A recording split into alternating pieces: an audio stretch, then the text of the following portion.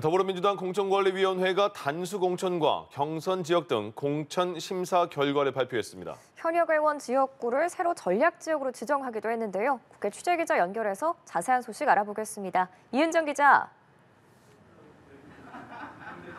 네, 민주당 공천관리위원회는 조금 전 8차 공천심사 결과를 발표했습니다. 현역 의원 지역구의 전략지역 지정 발표가 있었는데요. 이번에 새로 전략지역으로 지정된 곳은 서울 성북을, 인천 부평을, 경기 오산, 경기 용인갑, 충북 청주 서원, 충북 청주 청원 등 총 6곳입니다. 해당 지역구 현역 의원인 기동민, 홍영표, 안민석, 이장섭, 변재일 의원은 컷오프, 즉 공천 배제 가능성이 커진 상황입니다. 경기 용인갑에서 출마를 준비하고 있던 비례대표 권인숙 의원의 공천 역시 불투명해졌습니다. 현역으로는 윤호중 의원과 박상혁 의원이 단수 공천을 받으며 각각 5선, 재선에 도전합니다. 서울 종로에는 노무현 전 대통령의 사위 곽상원 변호사가 단수 공천을 받으면서 국민의힘 최재형 의원과 맞대결이 예고됐습니다. 전남 지역 2곳에서는 현역 의원과 원외 인사 간 경선이 치러집니다. 서울 중성동을은 친명계 박성준 의원과 정호준 전 의원이 본선행 티켓을 두고 경선에서 경쟁하게 됩니다.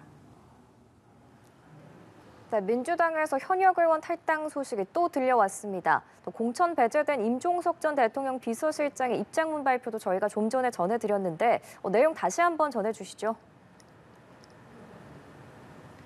네, 민주당에서는 오늘도 현역 의원 이탈 소식이 전해졌습니다. 서른 의원이 예고한 대로 탈당을 선언한 건데요.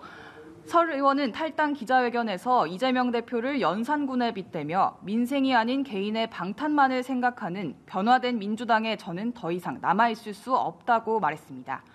다만 새로운 미래로 합류할지 등 구체적인 거취에 대해서는 고민 중이라고 밝혔습니다. 임종석 전 대통령 비서실장에 대한 공천 배제 결정을 둘러싼 여진도 이어지고 있습니다. 한 유튜브 방송에서의 발언이 문제가 된 박영훈 전략공천관리위원은 자진 사퇴했는데요. 임 전 비서실장 지역구 공천 결정이 나기도 전 유튜브 방송에 출연해 회의 내용을 언급하며 임 전 실장이 무리한 요구를 하고 있다는 등 공정성 시비를 불러올 만한 발언을 해 논란이 된 겁니다. 임 전 비서실장은 국회에서 기자회견을 열어 서울 중성동갑에 전현희 전 국민권익위원장을 전략공천한 전략공천관리위원회 결정을 재고해달라고 지도부에 요청했습니다. 최종 거취는 최고위원회의 답을 들은 뒤 다시 말씀드리겠다며 최후 통첩을 한 건데요. 불출마를 결단하느냐, 무소속 출마를 감행하느냐에 따라 민주당 내홍 격화의 분수령이 될 거란 전망이 나옵니다.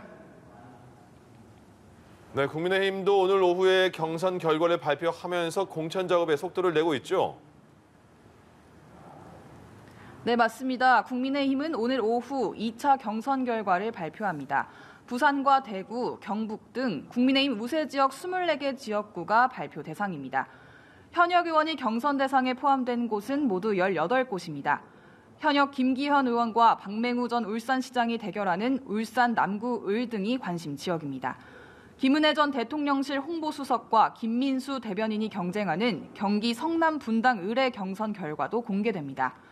양천갑 조수진 의원과 구자룡 비상대책위원회 결선 결과도 함께 발표될 예정입니다.